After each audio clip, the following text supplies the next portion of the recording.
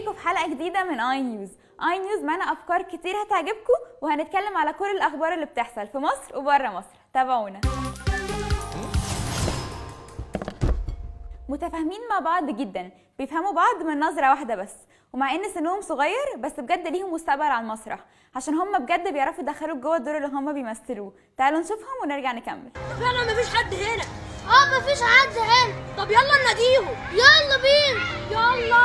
يلا المعسكر ده دول عايشين في جنة. يا ريتنا كنا معاهم. يا ريت نقدر نقعد في الجنة دي شوية. مين دول؟ صحيح، ايه دول؟ يعني ايه دول؟ هو احنا مش بشر؟ ايوه احنا لازم ننادي عمرو. يا عمرو في ايه يا بنات؟ لحقنا يا عمرو. مين اللي دخل الناس دولت لحد هنا؟ صحيح. ايه دول؟ يا لهوي، برضو انتوا تاني ولا احنا بشر يا جدعان؟ أنا اسمي كريم منير. أنا عن نفسي التمثيل أكتر شيء بحبه في حياتي. أنا بمثل بقالي سنة. إدارة المهرجان رشحتنا نقدم 10 ليالي في المسرح عندهم بمسرحية الليلة الكبيرة. اسمي جانا شادي وعندي 12 سنة. احنا بنمثل مسرحية اسمها كامب. هي بتحكي المسرحية عن أولاد الناس وأولاد الشوارع والفرق. ابتديت التمثيل وأنا في رابعة ابتدائي من مسرحية الليلة الكبيرة، راحت مهرجان الهوسابير وكانت مركز الأول في نصف النهايات. أنا اسمي مالك. أنا بعرف أركز في المذاكرة مع التمثيل عادي، يعني دوري اللي أنا زي جاسوس بمشي وبشوف هنا وهنا. أنا اسمي جانا شادي. احنا بنعمل مسرحية اسمها مسرحية كامب. عملنا 3 عروض، الليلة الكبيرة، وعملنا عرض اسمه الأسطورة، وعملنا عرض اسمه جادو أونلاين، وده الرابع اسمه كامب. أنا نفسي أبقى فنانة مشهورة في المسرح، وأبقى نفسي أبقى فنانة. نفسي أبقى ممثل مسرح. أنا عايزة أخش كلية إعلام قسم إذاعة وتلفزيون، عشان نفسي أبقى إعلامي يعني ناجح.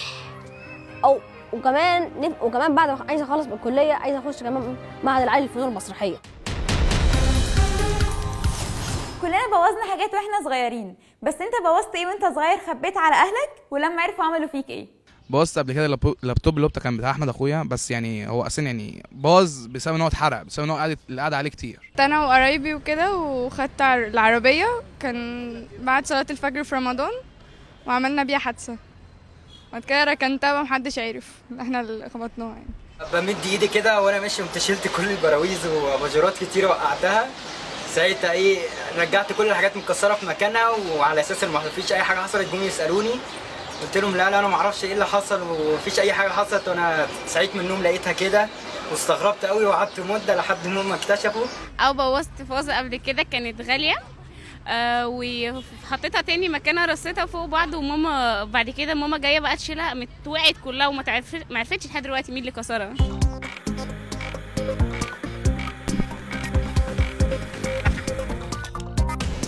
كلنا بنحب نتفرج على ماتشات الكوره. يا ترى مين اكتر معلق بتحب تسمع له؟ اكتر معلق رياضي بحب اسمعه رؤوف كليف، وهو بيقول بيبي. اكتر معلق بحب اسمعه هو استاذ مدحت شلبي. اكتر معلق بحب اسمعه عصام الشوالي لانه اداؤه جميل. اكتر معلق بحب اسمعه هو عصام الشوالي في اللي هو الماتش الاخير بتاع مانشستر سيتي وبرشلونه، لما لم برافو جاب فيه جون، فالشوالي كان بيقول له ايه؟ اي غفوه، اي نومه، اي تعسيله يا ميسي، قول ميسي قول ما شابه اليوم بالامس يا ابن روزاريو، أولا وايدي واحدة هايدي التاني، ما طالت وين حارس المرمى؟ هو حارس المرمى. اكتر معلق كرة بحبه ايمن الكاشف، عشان تعليقاته على المباراة على الماتش يعني وكده. اكتر معلق بحبه في الرياضه احمد شوبير، بحب طريقه كلامه وهو بيتكلم. اكتر معلق رياضي بحب اسمعه مدحت شلبي. النادي الاهلي دفع 65,000 جنيه لاتحاد الكوره عشان جماهير الاهلي كسرت المدرجات في استاد برج العرب، ده بعد تعادل الاهلي مع فريق زناكو. شاب سعودي شرب تعبان سام ميه من الازازه بتاعته، وده بعد ما شاف التعبان في الصحراء ودرجه الحراره كانت عاليه جدا. دلوقتي تعالوا مع بعض نشوف صحابنا بعتوا لنا ايه على الفيسبوك ونرجع تاني. انا اسمي ستيفن، انا بلعب درامز. انا بحب الموسيقى جدا.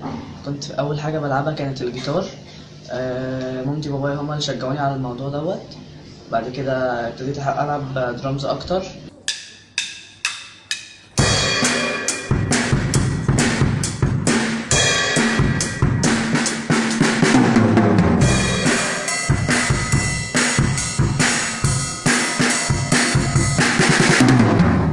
وكنت بلعب على اي حاجه في البيت، وبعدين هم جابوا لي درامز ولعبت عليه وبقيت احبه جدا.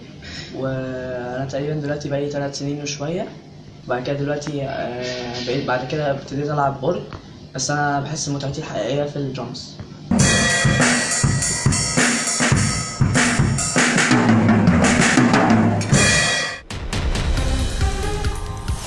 وبكده خلصت حلقتنا النهارده من اي نيوز. يا رب تكون عجبتكم وتكونوا استفدتوا حاجه جديده. هنستناكم تتابعونا كل يوم، وهنستنى رايكم على الفيسبوك. باي باي.